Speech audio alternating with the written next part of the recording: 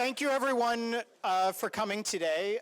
Welcome to Professor Lucy Barnes' inaugural lecture, which is entitled Undisciplined Preferences, How People Think About Economic Policy. So professorial inaugural lectures are an opportunity to celebrate the research and careers of colleagues who have been newly promoted or hired as a UCL professor. We've been fortunate to have a series of these lectures throughout this year, and it's been tremendously rewarding to convene and hear about the outstanding work of colleagues old and new. I'm here as head of Department of Political Science to welcome everyone to the event, and then I will get out of the way so that Dr. Tim Hicks can give a proper introduction. We'll then proceed with the inaugural lecture. After that, Professor Jane Gingrich is here from Oxford to give an appreciation. So after all that is finished, we will adjourn to the Hong Kong Alumni Room in this building for a drinks reception. It's traditional for professorial inaugural lectures to not include a Q&A, and we will be following that tradition today. So I will say just a few words before handing off to Tim. So first, I have to apologize. It's going to be impossible for me to keep talking about Professor Barnes.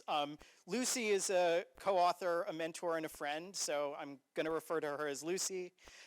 This is not really a department where we tend to address one another as Professor Barnes or Professor Lauderdale or Herr Dr. Professor Metternich or anything like that. I'm going to go with Lucy from here on out, despite the occasion being very much about that professor title. So Lucy completed her PhD in 2010 at Harvard. She joined this department as a lecturer in 2016 after spending the intervening years in a research fellowship at Trinity College Dublin, a prized postdoctoral fellowship at Nuffield College, Oxford, and a lectureship at the University of Kent. Since joining UCL 8 years ago, Lucy was promoted to associate professor in 2018 and then to professor last year in 2023. So you're going to hear a lot about Lucy's scholarship in the next hour. So I'm going to focus on saying a bit about Lucy as a colleague. I got to know Lucy both because we started some joint research projects around when I joined UCL in 2019, but also because the previous head of department, now Dean Jennifer Hudson, assigned Lucy to be my departmental mentor when I arrived at UCL. I don't think most departments tend to assign just promoted associate professors to be mentors for professors, and I am immensely grateful to both Jennifer and Lucy for recognizing that there are a lot of ways to be a good mentor, there are a lot of dimensions of being a good mentor, and academic seniority really doesn't facilitate all that many of them, and possibly inhibits a few of them. So Lucy has been a fantastic mentor and friend since I joined the department. When I was experiencing some subtle and not so subtle peer pressure to put myself forward as head of department, she was the person who I talked it through at length and in the most detail. So in a department where people are really engaged in general, Lucy is among the most conscientious attendees of departmental workshops and seminars, regardless of whether a PhD student or a famous visiting professor is presenting. In a department where people make brilliant suggestions and comments in these contexts, Lucy is among the most incisive contributors that we have. In an academic seminar or workshop, she will reliably show up with comments that are helpful and that reflect considered thought about the broader context in which the work is being done, not just the quick or superficial or standard critiques. In a departmental meeting or hiring committee, she'll reliably raise the important considerations that others have forgotten about or failed to mention. But Lucy does far more than just show up and say clever and correct things, valuable though that is. I am reasonably confident that Lucy is one of the most widely and deeply trusted members of the department by our colleagues. She's the kind of colleague who can be trusted with almost any piece of work for our collective good, and she will do it well, and she will do it in a way that thoughtfully takes into consideration the views and interests of the whole department, not just her own. That includes thinking about and listening to junior colleagues and senior colleagues, academic staff and professional services staff, students, really everyone. I suspect she's already preparing to protest this characterization, but she's only going to do that because she has such high standards that even she cannot meet them. And also because it sounds like I'm suggesting she might make a good head of department. There's much more I could say about Lucy's contributions, but it will take too long and we'll never get to the lecture, so I'm going to hand things over to Tim.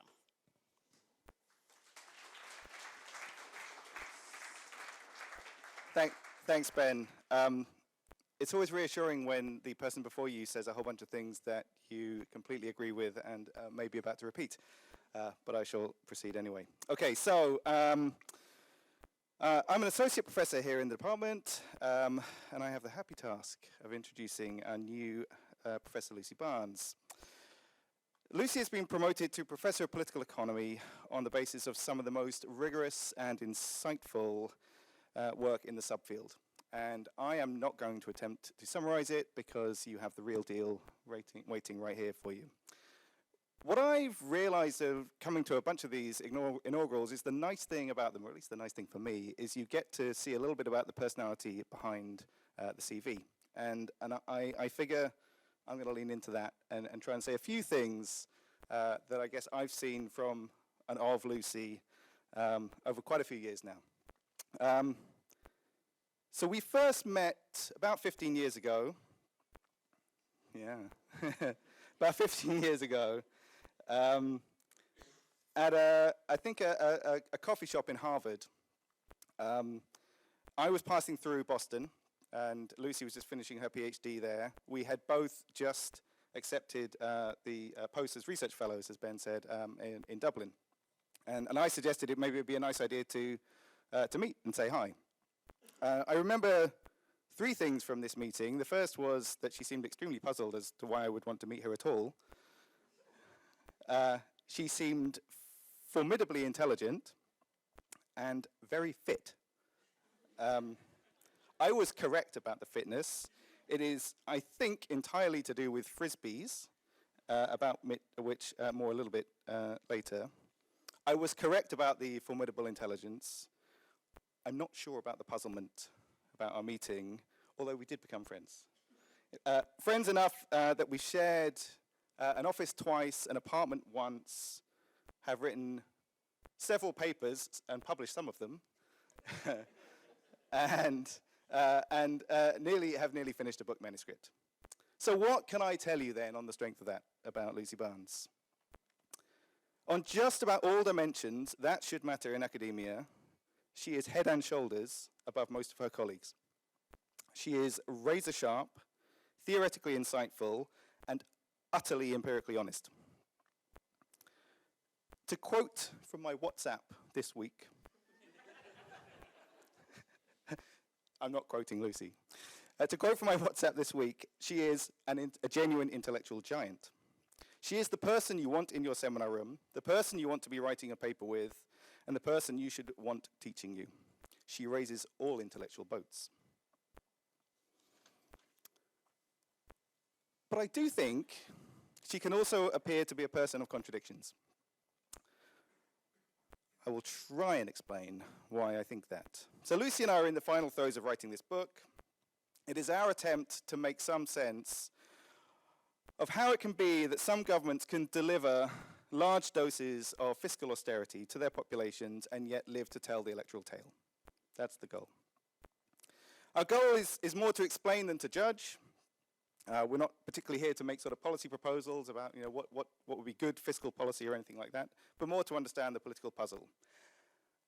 Nonetheless, I don't think it's too much of a scientific betrayal to suggest that we didn't really get into this with a view to providing intellectual sustenance to austerity as a project. We aren't really disciples of the Bocconi boys or ideological Osbornites.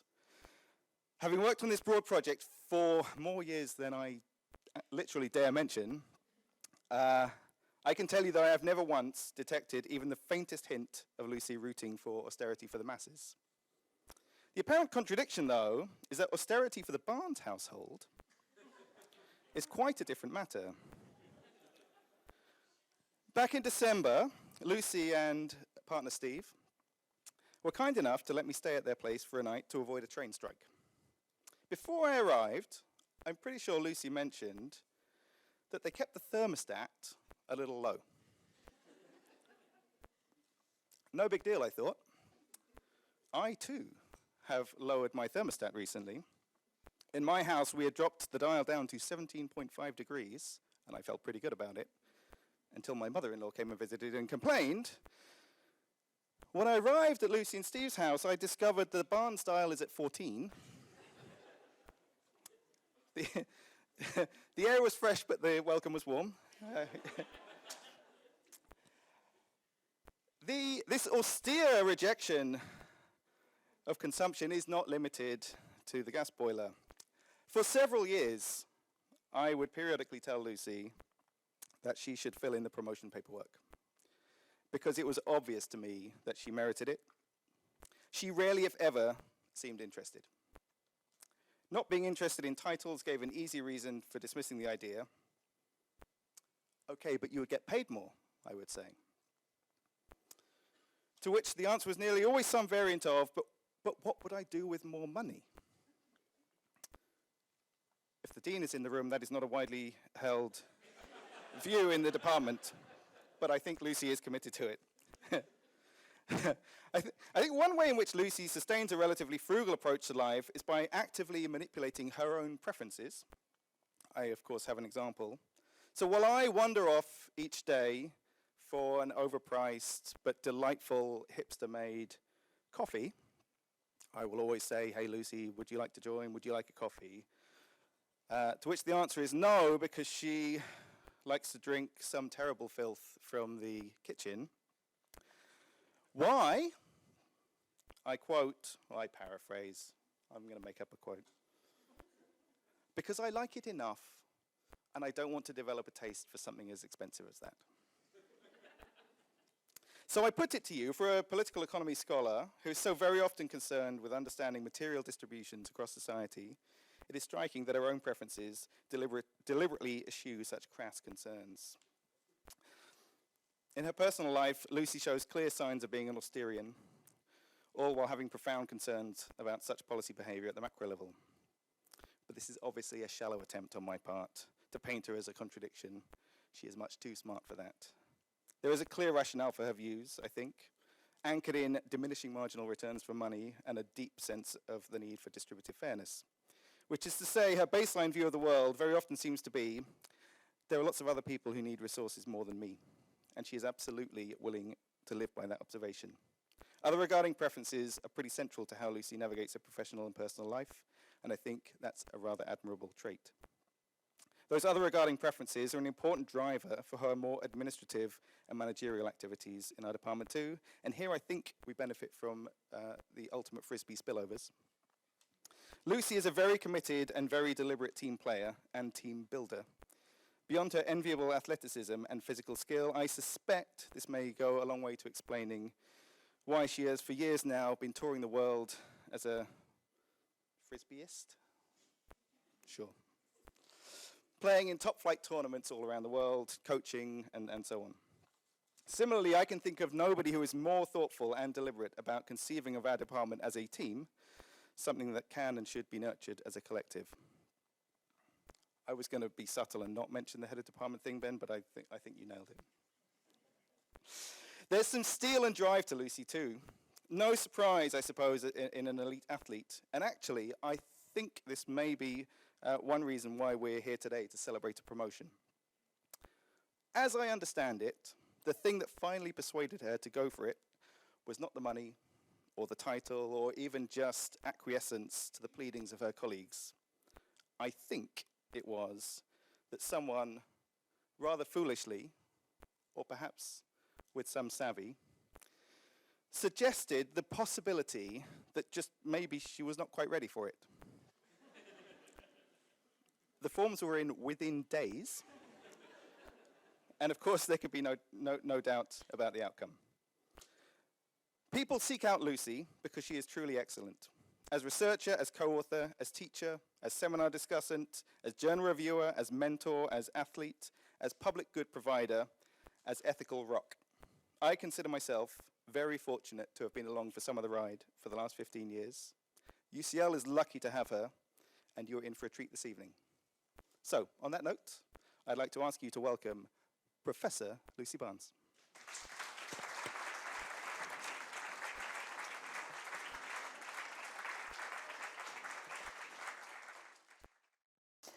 Thank you, Tim.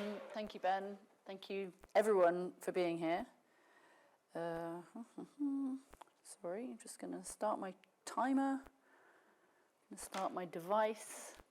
I'm not even going to correct all of the falsehoods that you've just heard, because we would be here for another 15 minutes before I could start talking about the topic of the lecture, and I know that that's probably what was advertised rather than just like the Barnes Fest that you just heard. But thank you, Ben, thank you, Tim.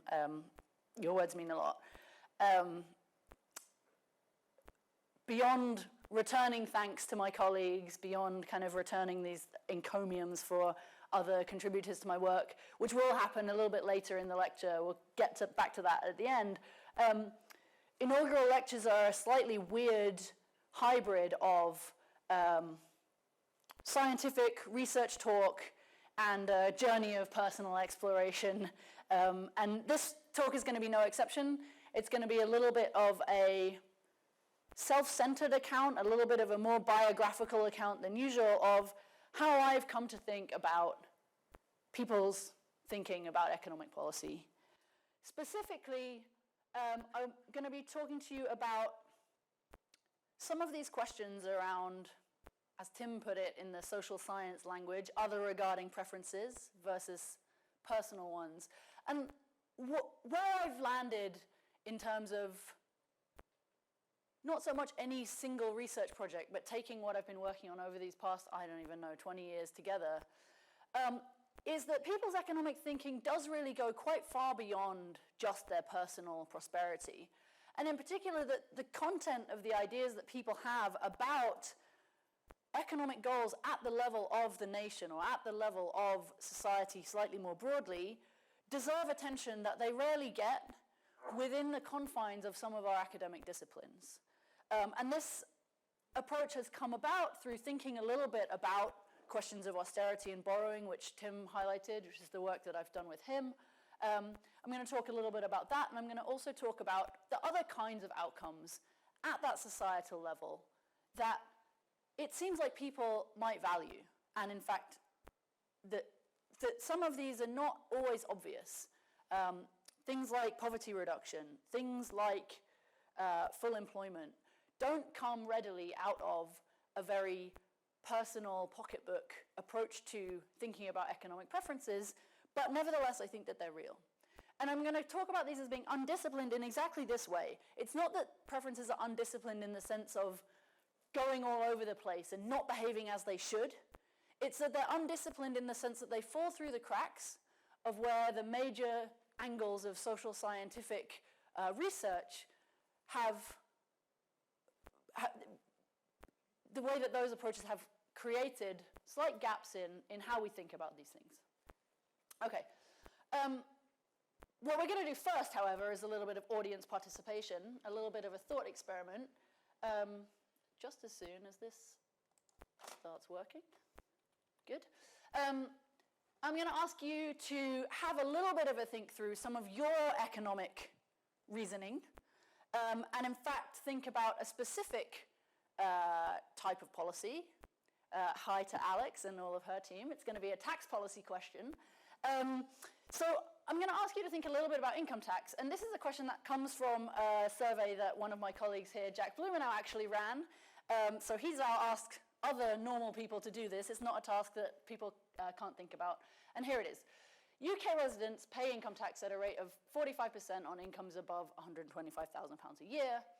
Some people think that the government should increase the amount paid in tax by these high-earning individuals, while others think the rate for high-earning individuals should decrease.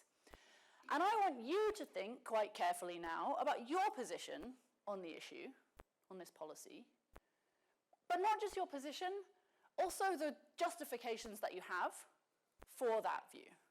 I'm going to give you about a minute, so, off you go, have at it, cogitate. Okay, and so I'm not going to actually ask you to raise your hand and, reveal your economic reasoning to a room full of strangers, but I do want you to keep in mind the thought process that you went to as we look at a few of the responses that Jack actually got when he asked people these questions. And the first one is one which I'm sure many of you will have come up with, which is, oh my God, who cares? Like, I'm never going to get that amount of money. This is kind of completely irrelevant to me personally. I'm not going to be one of those big money earners. Leave me alone. Some of you may be in the lucky group that are actually in that bracket and in the high income rate, and you are thinking, actually, these rates are too high.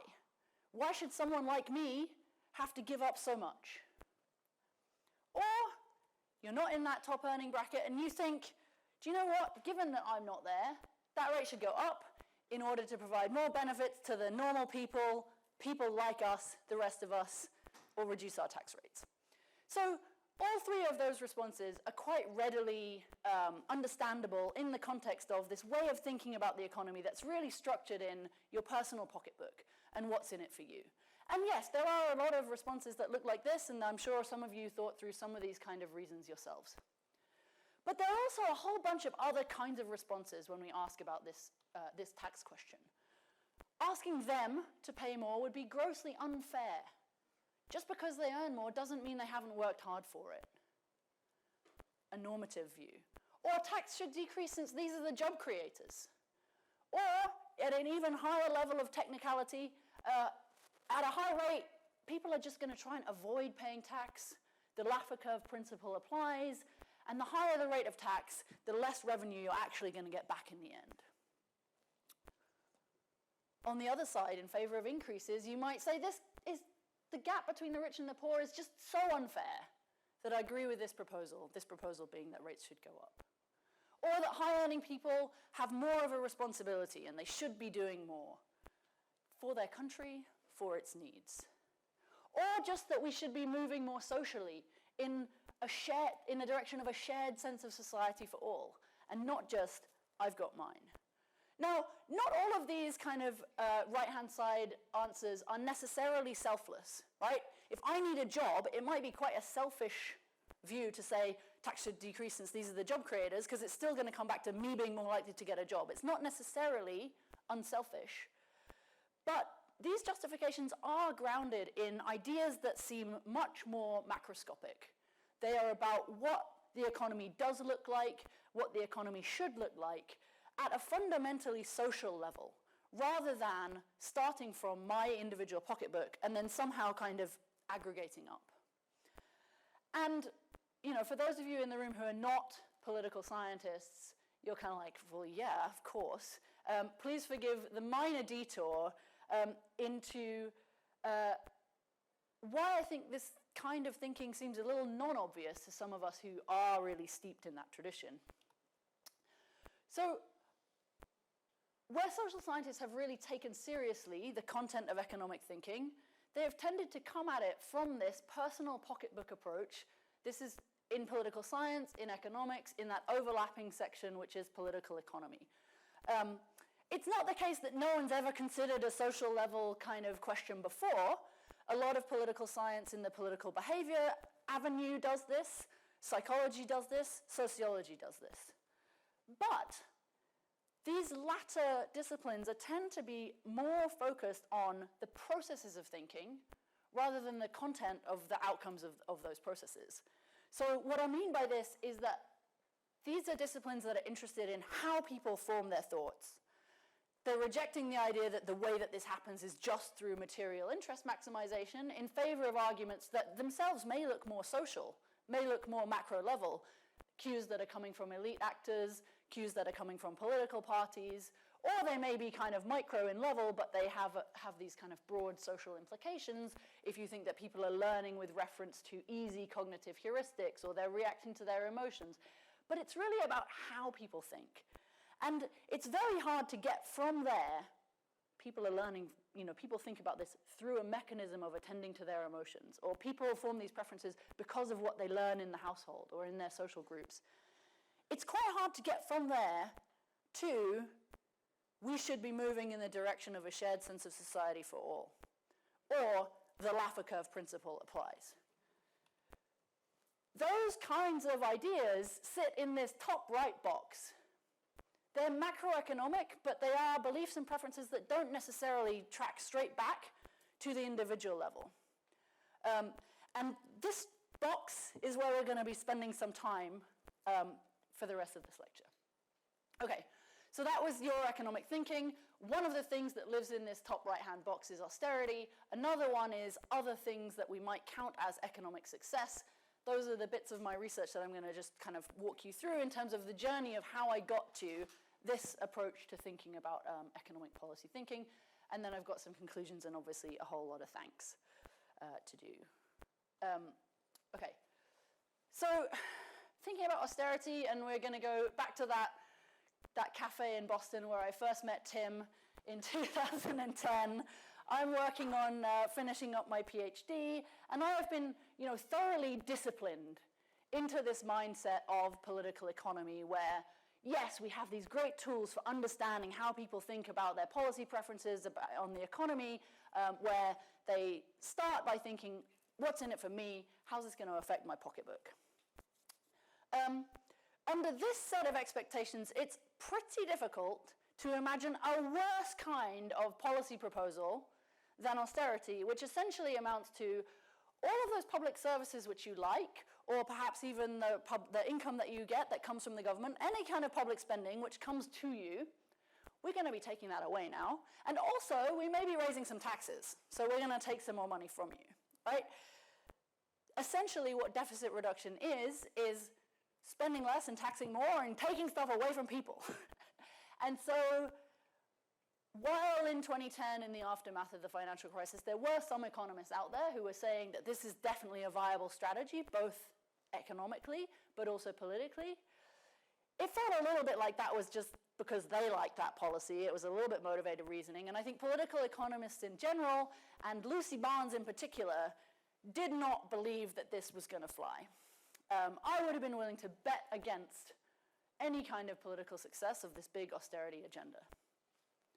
But other people had other ideas and were willing to take that bet, and in fact were correct.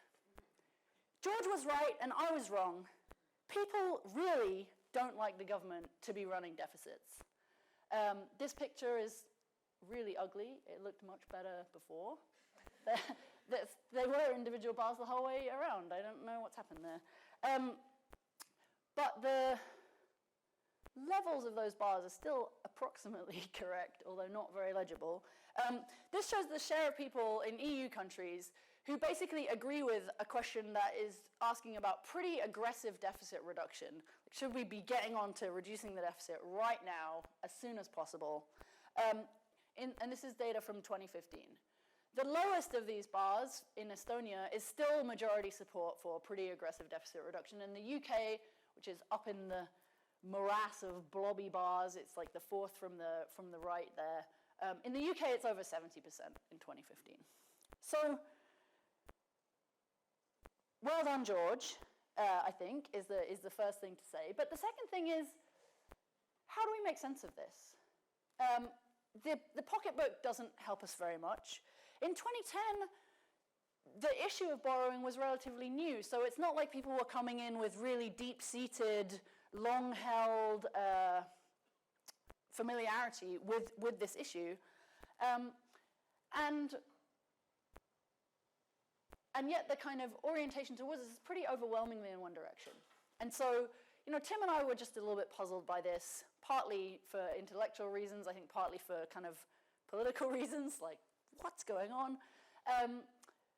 But it did seem like an important source of this kind of information and an important source of those top right kinds of preferences that are looking at the country as a whole might be coming from the media. Okay. The media can, at least in principle, provide the kind of framework that you might need to understand those things that are going on at that national level of economic activity. So how are the media talking about austerity in 2010 through 2016? To some extent, it was pretty functional. You can't talk about austerity without talking about budgets and cuts and taxes and spending and governments.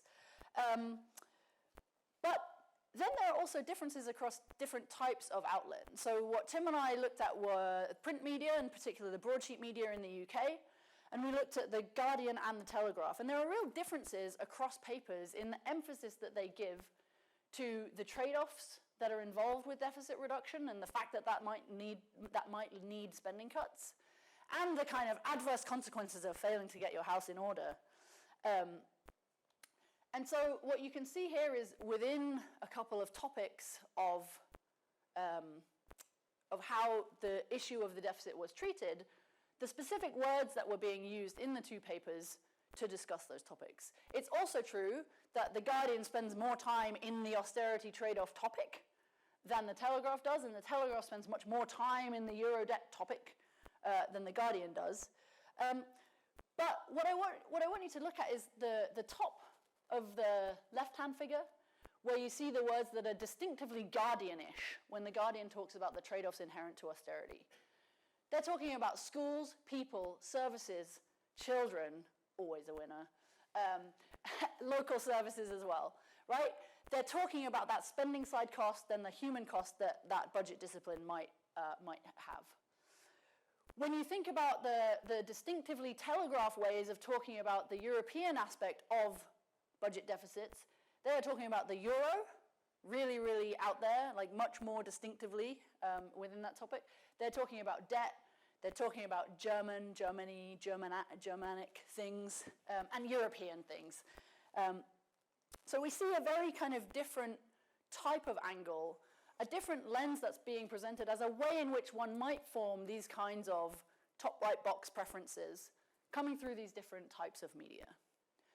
And so, you know, Tim and I think that this matters for public opinion in a consequential way because it also overlaps with something which surely will come as no surprise to a British audience, that Guardian readers, on average, less in favor of austerity than Telegraph readers. Okay, but chicken or egg, right? Because how can we tell that the coverage actually matters? Isn't it just like, of course Guardian readers already hate austerity, and then they're going to choose a paper that's going to reflect back to them all of their own preferences that they already had. And so this is a real issue, which we decided to look at by a little experiment. So embedded in a big survey, we showed a whole bunch of people a chunk of text. First of all, just introducing the scale of the debt, the scale of the deficit. This is when we fielded this. These figures were more apposite. But you know, this is a big, big number. It's a slightly smaller number, but still a pretty big number for every person living in the UK in terms of the level of the debt, and then in terms of the level of the change in the previous year, so the deficit, how much is being added to. But then we split people at random into three groups. The first group, the control group, that's all they saw, just that top block, introducing the issue. The Guardian treatment block also saw arguments about the lack of a need for this because we just could get some growth and we might not need to do these cuts, and also the consequences in terms of those spending trade-offs. We would make cuts to public services unnecessary if we could avoid this. On the Telegraph side, we try to emulate this Euro focus by highlighting the horrible, horrible consequences of becoming like Greece, which at the time was a salient fear. And so this is quite a small provision of information in the grand scheme of things when you think about the messages that might be repeated every day, might be stronger, might be more inflammatory than these kind of quite anodyne texts. And within this experiment, we do find that people randomly put into the Guardian group, seeing those arguments, are less likely to endorse rapid deficit reduction. We don't actually move them with the Telegraph treatment. They look very much similar to the control group. But it does seem overall that the content of media coverage can matter for the way that people are forming these preferences over national level economic policy questions. Okay, so again, everyone who's not a political scientist is like, yeah, of course. To which I would say, welcome to a career in political science. Scientifically proving things that everybody knows, Tim and I thought, this is going to be a fantastic career strategy for us. We wrote this paper, it was really well received. It basically said nothing but that like it matters what you read in the paper. And so we're like, okay, great. Let's see if there's another piece of a really low-hanging, common sense wisdom that we can scientifically prove. Off we go. You may have heard of this household analogy as an explanation for people's preferences towards borrowing. The idea here being, it's obvious, it's totally common sense. The reason that everybody likes austerity like more than they should is because they think that the government budget operates just like a household budget, and they know that they can't be in debt forever, so they think the government can't be in debt forever, and they think, like, oh, we got to pay down this debt. So this explanation that the way we think about household budgets should tell us something about how the government should run its budget. Common sense. This explains why people were, if not in favor of austerity, at least recognized it as a necessity. Of course, there are alternatives. It might be that since a household and a government are quite different entities, that the one is in fact completely irrelevant for how you treat the other. The jury's out, right? These are two ways we might think about it, but the idea that this household budget analogy was somehow responsible for anti-deficit preferences was, I think, quite widely held common sense view more in kind of popular commentary at the time, but it kind of just makes sense, right? It's not totally nonsense. So if we ask people whether their view is closer to that top statement or that bottom statement, it is the case that the more you're close to the way we think about household budgets shows us how we should think about the government, the more you are in favor of deficit reduction. So those are the three top dots in this bar. Favoring deficit reduction is always on the right in this talk and elsewhere, and opposing it is towards the left. But the other bars you can kind of ignore, except to note that the difference between those who are kind of a step further along in endorsing the analogy, it's roughly the same difference as the difference between Lib Dems and conservatives in terms of how quickly you want to do deficit reduction. Controlling for a whole bunch of things, but just in the population as they come. So it is true that people who like the analogy don't like borrowing. But Tim and I were like, great, we're off to the races. Here comes another high-ranking paper. No, there are a couple of problems. First, actually, endorsement of the analogy is just not that widespread. The question we asked was with 6 points, with the anchored on the left-hand side here that the analogy is irrelevant. The right-hand side, the sixth bar, is that the analogy is how we think about it, and we'd let people put themselves in the middle if they were kind of, intermediately thought it was useful. The most common response is that people don't know, but the second most common response is the outright rejection, right? That the analogy is just irrelevant. And the two kind of most pro-analogy categories only together get just over about a fifth of the population. So it's not really the case that there's this massive endorsement, at least consciously, of this analogy out there. So that's the number one kind of issue. The second issue is that we ran a lot of experiments, a little bit similar to the newspaper experiment, where we were trying to make people more analogizing, right? And in none of them could we make the fact of using the analogy more lead to more deficit-averse preferences. And we tried so many different types of things. We tried making the analogy more salient. We tried getting people to use the analogy. We tried undermining the analogy to see if we could move it in the opposite direction. We did so many of these experiments, and they all ended up looking like this, which is social science for back to the drawing board. These are kind of a set of completely null results. That is no evidence that the household analogy really causes people to think that deficits are bad whatsoever. All of which is to say, this isn't always a case of, wow, social science is terrible and common sense is totally right, because common sense here turned out also to be terrible. So the story so far, what we've learned from austerity is, in terms of that top right box on content, people dislike government borrowing. Useful to know. Maybe not the most fascinating take-home you've ever heard. But note a little bit of a bait and switch here, because we've also been sucked back in part by disciplinary pressures, to these questions of process, right? Like the media, the elite cues, yeah, sure, they're pretty influential.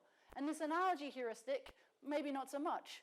But we're back in that bottom right box, which is just a different story than what I thought I was going to be telling you. People dislike borrowing is obviously important. It has been very important for British politics in the 2010s. But borrowing is not necessarily the only outcome we might care about, and compared to what? So compared to what, this question is, like, it might be important that people don't like borrowing, but it's going to be mainly important to politics that that is the case, if that's really what they're paying attention to. And that's what the book is about. Hold your breath, guys, it's coming soon. But what I want to talk about today is a little bit the second question, which is that in that top right box, once we've allowed ourselves to ask questions about, like, what is in that top right box? Like, what does it look like up there? Then surely we can find things that are more interesting to talk about than deficits. Sorry, Alex. And so here is where I'm doing some work now with my current postdoc, Andrew McNeil, who's in the room back there as well. And this is looking at what actually is in that box. Put differently, other than low borrowing, what are the kind of societal goals that people might recognize as indicators of economic success? Here are a few things that people might care about. They might care about growth. They might care about unemployment, inequality, inflation. They might care about poverty. They might care about economic mobility. There's not been that much attention to these kinds of questions, at least from this perspective, seeing them as macroeconomic policy goals that it might make sense for people to have preferences over. We might predict that people like higher growth, lower unemployment, lower inequality, lower inflation, and so on. But we don't really know for sure. So again, this is common sense. Let's test it scientifically. Yeah, that'll be fun. And more importantly, we don't know much about the relative priorities that people might put on these different outcomes in contexts which are slightly more realistic in that we may not always be able to have all of these at the same time. That there's kind of an implicit budget constraint because if everything is your priority, then nothing is your priority, right? So even if it's only at the level of political attention, it may be that we can't be going all out for growth at the same time as we're going all out for fighting poverty. And the yeah, forget that. So how do we proceed from here? Getting a little bit of a better feel for this top right box. We're going to ask people to evaluate success, economic success, with reference to these 6 outcomes, and see kind of what's driving the assessment of success versus not success. Again, in a survey that we field this time, we fielded in both Britain and the US. I'm just going to show you the British results here. But first I'm going to get you to have a go at it yourselves as well. So what does a successful economy look like? The following questions, although you're only going to see one, is about what you think economic success means for the UK as a whole. You're going to see 2 profiles, and you're going to be asked to say which represents a more successful economy, taking into account these multiple outcomes at the same time. Okay? And this is what you're going to see. Carefully consider the profiles in the table below, and consider which you think is more successful, profile A or profile B. To put the choices in context, the grey column shows UK outcomes currently. These were correct when we were in the field in the autumn. They're a little bit outdated now. And then we've got values for the 2 profiles on inflation, unemployment, inequality, poverty, mobility, and growth. It's a lot to read. I'll give you some time. Have a think about it. Okay, so this one might have been a little bit of a harder question than even the one which was, what are your justifications for your position on income tax policy? But phenomenologically, I want you to just think about, were you thinking through this, trying to figure out what's the impact on my pocketbook? Or were you thinking through this with reference to something that's more like, what kind of a society do I want to live in? We ask questions like it a few times, 5 times, to a whole bunch of people. But every time we ask it in the survey, we change the numbers. Not the numbers in the gray box, those are facts. The numbers in the white boxes, those are like our policy options, so that we can track then the effect of a big number on inflation compared to a small number on inflation. What difference does that make to how likely that profile is to be selected as successful, right? We can aggregate this up across all of the different values that we look at, across all of the different people, all of the different choices, and get to how more successful responds to the values of each of those outcomes. And we get the following results. So for the bad things in the survey, I've reversed the sign so that you can compare the sizes a little bit more easily. So price stability is like low inflation, whereas the question itself had the bad thing in it. And so, what we do see here is price stability is the most important, followed closely by poverty reduction. Then we've got employment, then we've got growth. Mobility and equality are have a little bit less consequence for these evaluations of success. And that's partly to do with the fact that those are the two where there's actually political difference and political division.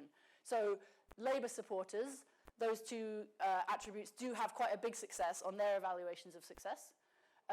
But for Conservatives, there's not really much action there at all. And it kind of washes out to them being at the bottom of the pack.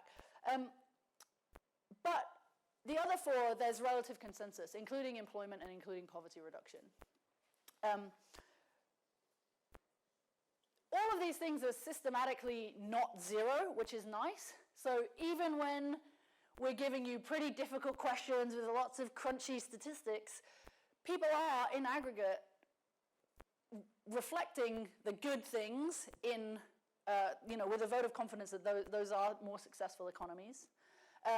And again, if that sounds to you like, well, what were you expecting, Lucy? It is somewhat contrary to the more pessimistic accounts of some economists and some political scientists about people's capacity or willingness to look at this kind of information and make sense of it.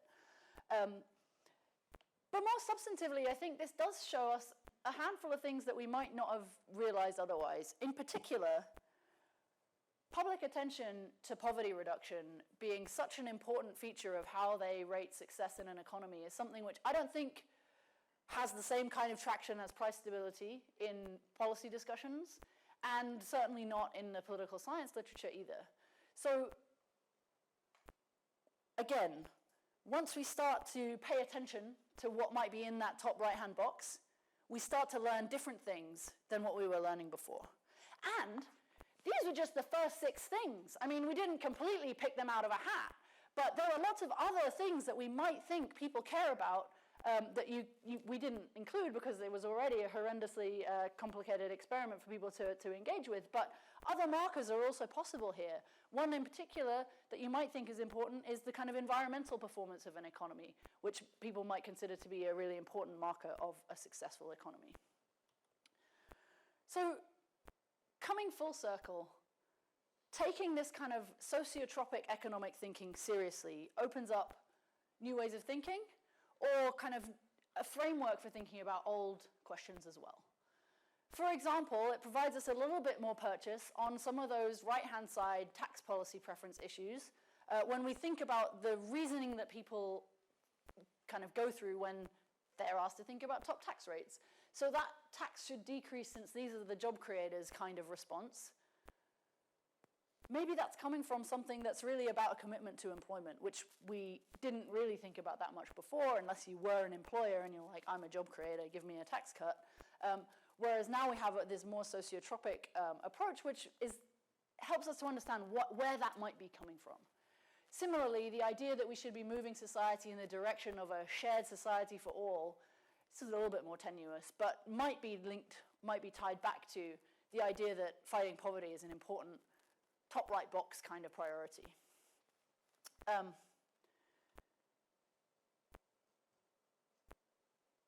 And I call this undisciplined because it does fall between the disciplinary gaps within the social sciences. It's important that this is not like you're deviating from the pocketbook in a way that makes that reasoning deficient. It's not that there's not enough information for people to be good pocketbook voters, or they aren't paying enough attention, or they just don't have the capacity. Some of those things might also be true, but we're starting from a different place when we ask, is it in fact because people do have preferences over these social things, and they're starting from a place of different values? Equivalently, it's not quite the same as saying the processes that people use to arrive at their positions are not the pocketbook economic reasoning ones. Because heuristics, learning, ideology, all of those things may be important as mechanisms, but they're never going to get us to what the content is. And that content of public perceptions and public understandings may be politically consequential.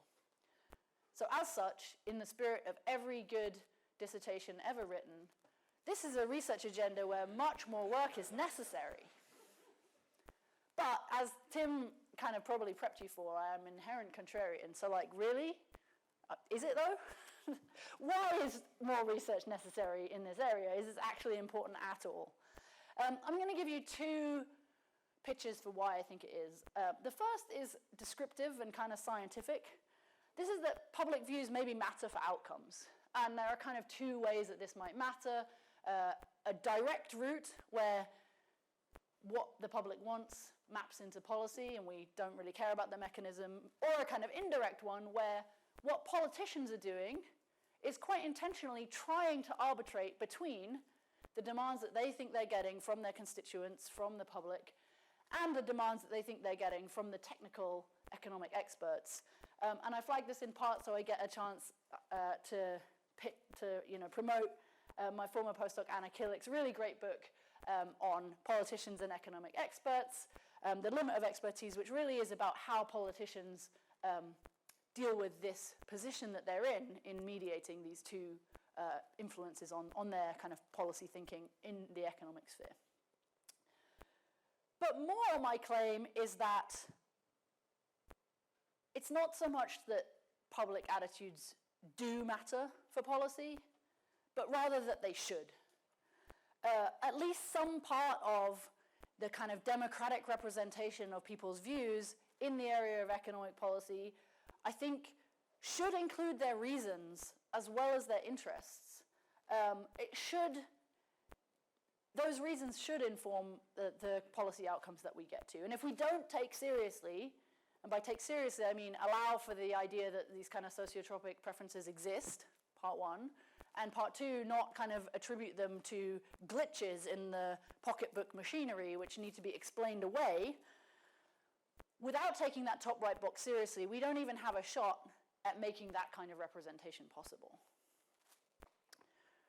So, thank you for your attention so far, and thank you for bearing with me a little bit more for some important thanks. This lecture, as the introductory pieces probably made you aware, is like a prompt, a chance, a space a little bit to reflect on kind of why I do the work I do and how I've been able to do it. And I couldn't really think of a better way to explain the why than by showing you this cartoon, which is a little bit small there, if you can read it. Are you getting a real job? And I can't. This is important. Someone is wrong on the internet. And if you want to substitute in the literature for on the internet, you are ripe and ready for an academic career yourself. So, this is kind of on a very process-driven, day-to-day, what is fun about the job. This is kind of why I do what I do. But it was possibly a little bit causally overdetermined also by kind of the recipe, the background of where I came from. So I had an economist and a sociologist for grandparents, and I had parents who really cared a lot about politics and talked about it growing up. And I also had another critical piece of this recipe is preparation for the absolutely humbling experience of peer review, of having two siblings who were always ready to mock you when you think you've learned something interesting, and they come back and they sing to you, "She is a walking encyclopedia," right? Reviewer 2 is nowhere near as mean as that.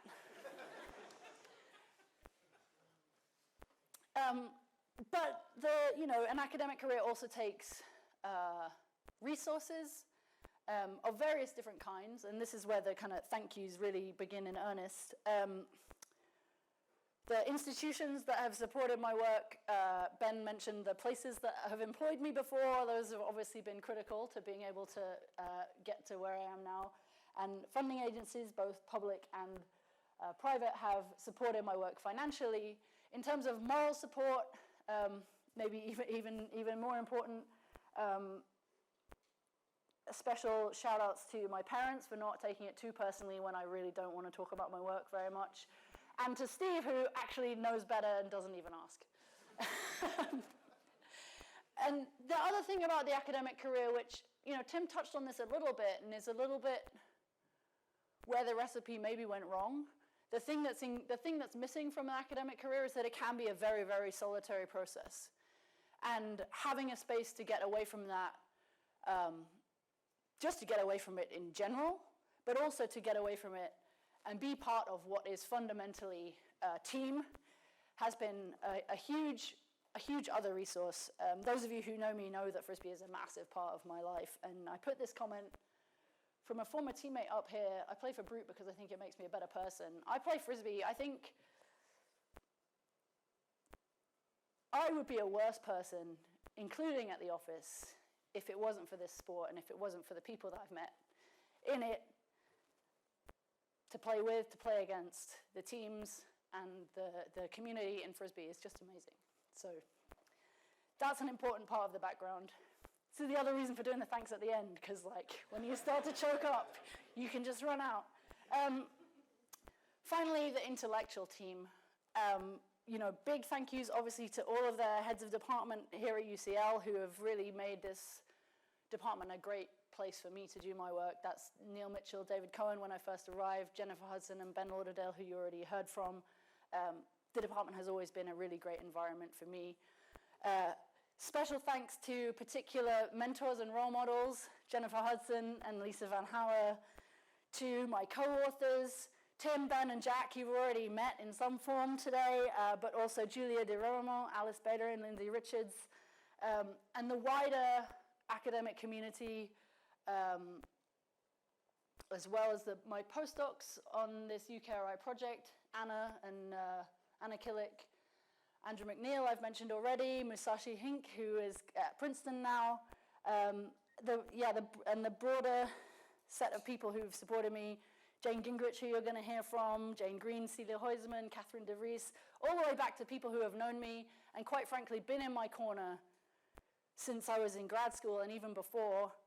Ben Ansell, Steve Fisher, Julie Lynch, my dissertation committee, Torben, Jim Alt, and especially Peter Hall. And of course, everyone else in the political science department here at UCL. I couldn't ask for a more supportive, ambitious, but ambitious for us collectively, not just ambitious for themselves, friendly, collegial, smart set of colleagues. I cannot understate the benefits, emotional and intellectual, of feeling professionally at home. Many of you are here. I do mean you. And so I just want to finish with a final plea for you all to introduce yourself to my dad, who's over there, because we had a recent disagreement where what he said was, most people are scoundrels. He didn't say scoundrels, he said something much more offensive. And I want to say, well, Dad, look around you, because not here, they're not. Thank you all very much.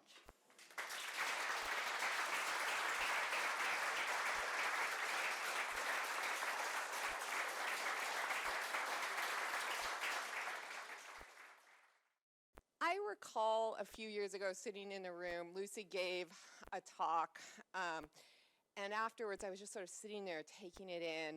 My sort of jaw was on the floor, thinking about what she had said. And I was sitting next to David Soskus, who's a professor of political economy at the LSE, and he just turns to me and he had the same look on his face and he goes, "That Lucy Barnes, she's just so smart." And this is an experience that I've had over and over again with my interactions with Lucy, whether it's been in a Viva where she's given comments on a student's DPhil, in a conference, in presenting her papers, where you just have this feeling of you're in the presence of someone who is just so smart. And I think what you saw today is that she's used that big brain of hers to really answer a series of incredibly important and really, I think, fundamental questions about the political world and the economy that we inhabit and democratic responsiveness to voters and to the sort of demands that they have, and in a way that is really shaping and reshaping the way we understand contemporary political economies. And so Lucy is a tremendous scholar. She's made contributions already in her, by her sort of mid-career, I think, to 3 major fields, which is the politics of taxation, really understanding and thinking about aspects of the structure of knowledge economies, and then what you saw today, which is this question about mental models and the way people are thinking about the economy. I think there's 2 really fundamental things that come out of this research agenda that you just heard.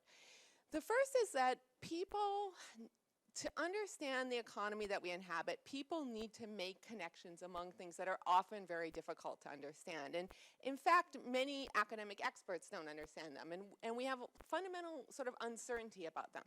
So when we're looking at the economy now and we just say, okay, we're facing questions about inflation, we're facing questions about growth, what do we do to solve those? What are the economic policies that we operate under, and how do those work? And I think we struggle to make those connections or to be certain about how the sort of various policies we could adopt operate.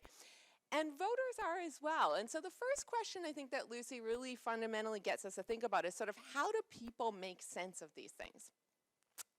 But secondly, and this is where her talk ended, is that she also was asking sort of how do people value the different things that we could value in an economy? So when we look out and we think the economy, lots of things are happening, it's a noisy signal. Are we doing well? Are we doing poorly? We're not sure a lot of the time.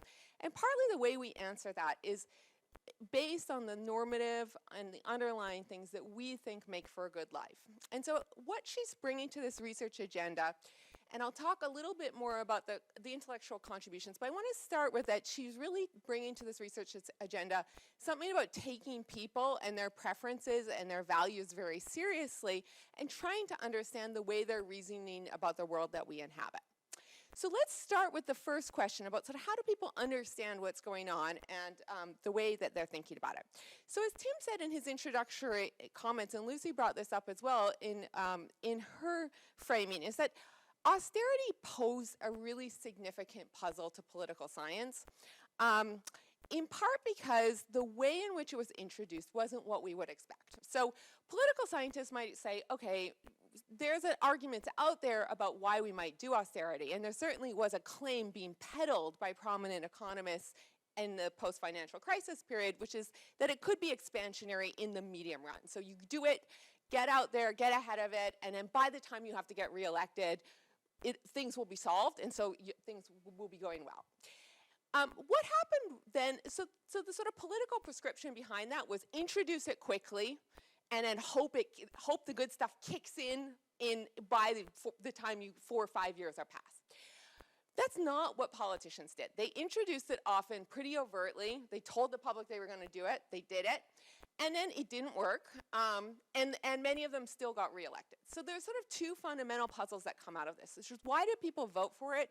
And why were the consequences of it not what we expected? And where the backlash came in, it wasn't always the backlash also that probably one would have anticipated from the start, which involved a turn to the left. It often, in some regards, involved a turn to the populist right. So we need to understand the way in which people are reasoning about economic policies that are complex. And what I think Lucy did and is still doing, and what we saw in this talk, is that she takes very seriously the sort of, once we take the constraints off of this kind of pocketbook voting of the underlying economic models, we have the potential to be sort of in a completely inductive space or completely theory-free, right? So we can just say, oh, people don't reason the way we think they're reasoning, so let's just go out and we could have, 50 reasons why they're doing what they do. But that's not the way Lucy approached this problem, and I think that's what makes her work so profoundly important, is that she allows people to she takes seriously the way people are actually reasoning about things, but she does it in a way that is ultimately theory building, and not entirely sort of a barefoot empiricist approach. And so what we end up with is a series of testing of important theoretical claims that accumulates into an underlying model of how people can bring these different sociotropic understandings into their own understanding of the economy and their own voting behavior. And you saw the way she approached it in her talk today. Her and Tim, in a series of joint papers and also in some of her own work, rule in a number of key hypotheses out there about sort of how people take frames from the economy. And what they find is that, yes, people are influenced by the media. They're influenced by different models out there, but they're not, and here's where, they're not indiscriminate. So it's an undisciplined preference, but not an indiscriminate one. And so there's constraints and there's ways in which people package things together in their own mind to make calculations and do what they actually often think is best for the country as a whole in terms of pursuing economic outcomes. And these are neither the sort of fiscal calculators, nor are they just tricked by the media entirely or tricked by political elites. There are ways in which people are putting things together that are both systematic and much more diverse than our traditional models. And what I think Lucy and Tim's book will do is to scale this up into some larger claims about the conditions, or what they are doing is scaling this up into some larger claims about the conditions under which austerity is likely to be possible. I'm already over my 5 minutes, so I'll just say two more things. So the second thing, so that's the question about how we understand, people are understanding the economy. When do they see they might want lower borrowing for a variety of reasons that they think it's good, but when they see taxing and spending, what cues do they get from that about sort of how these things work together and what's good for the economy? But then there's a second question, which is the normative one, and that's really where she ended her talk. And I think this is a new research agenda and one that it will be as profoundly as important as the previous ones.